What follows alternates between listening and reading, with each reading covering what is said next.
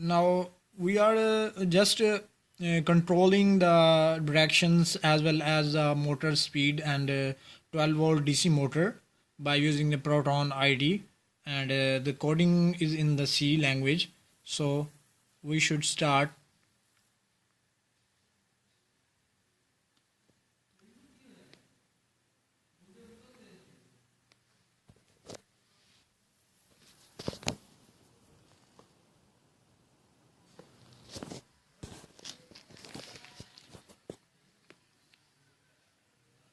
Now you are seeing that only the motor is stop condition.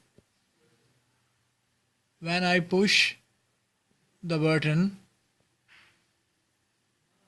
so it rotate clockwise. As I pushing the button, the speed of the motor is basically increasing.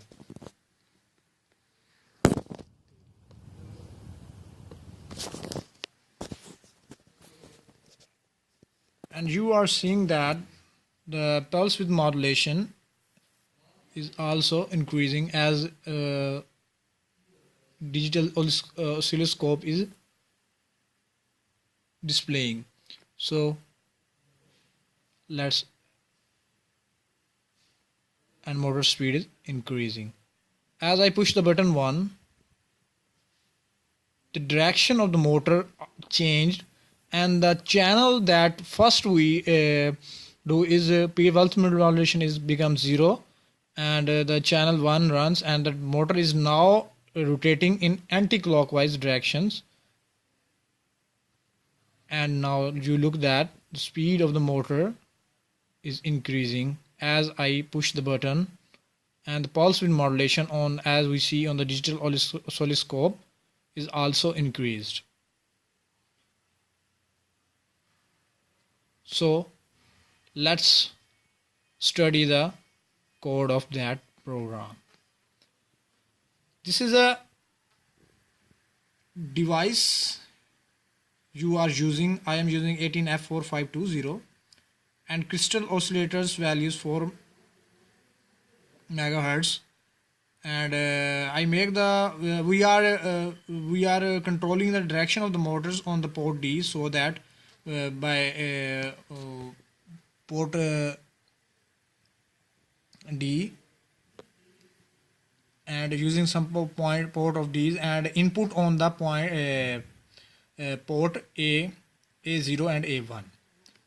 These are the command to control initialize the basically the CCP module of the pulse width modulation of the microcontroller.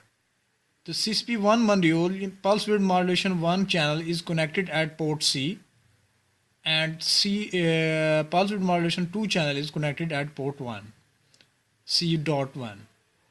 These are the 3 pins to configure the LCD. The DT mean the data pins. Basically you can see at these pins.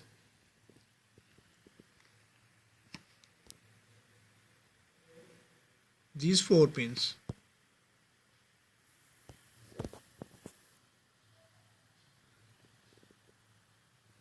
So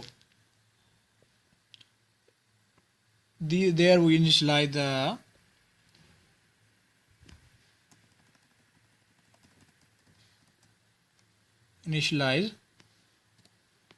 LCD. Now I am defining the variable as a byte size, that I send the D is equal to 0, which is I used in the duty cycle, mean D is equal to duty cycle.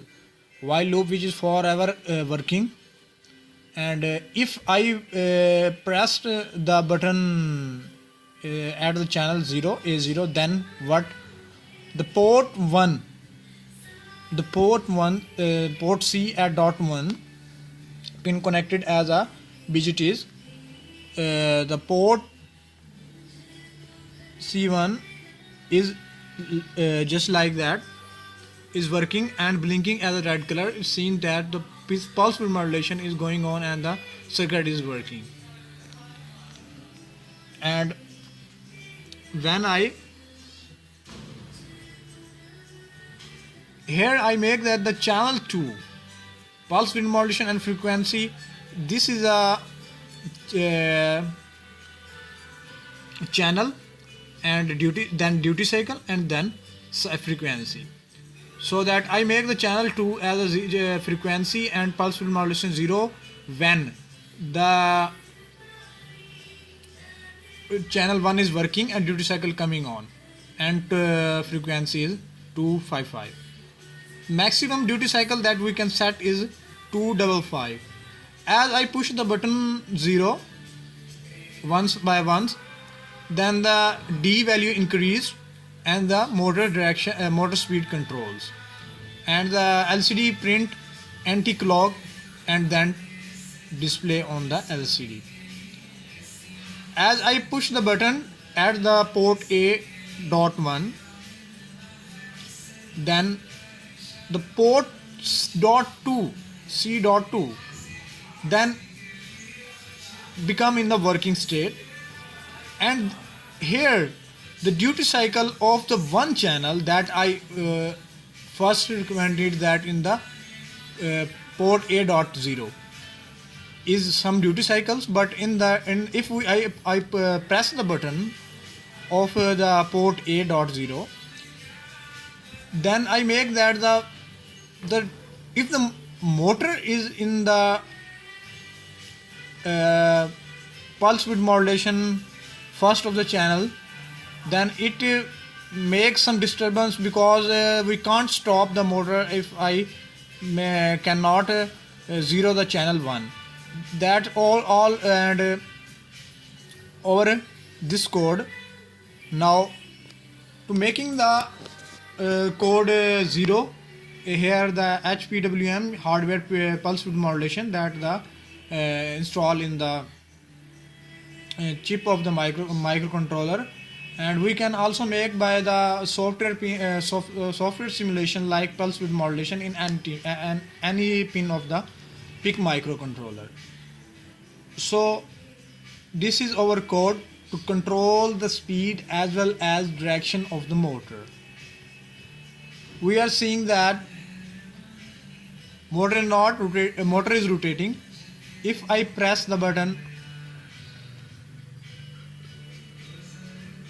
you are looking that the channel 1, channel 2, channel 1 pulse width modulation becomes 0 and 2 is increasing, and motor speed also increases. If I push the button 1, the pulse width modulation channel 1 to 0 and 1 is inactivated in pulse width modulation, as increasing the speed as well as the pulse width modulation of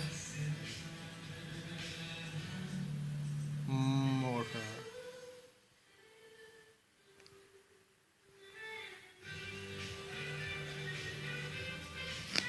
So this is the code control pulse width modulation and speed as well as direction of the motor. So thanks for that.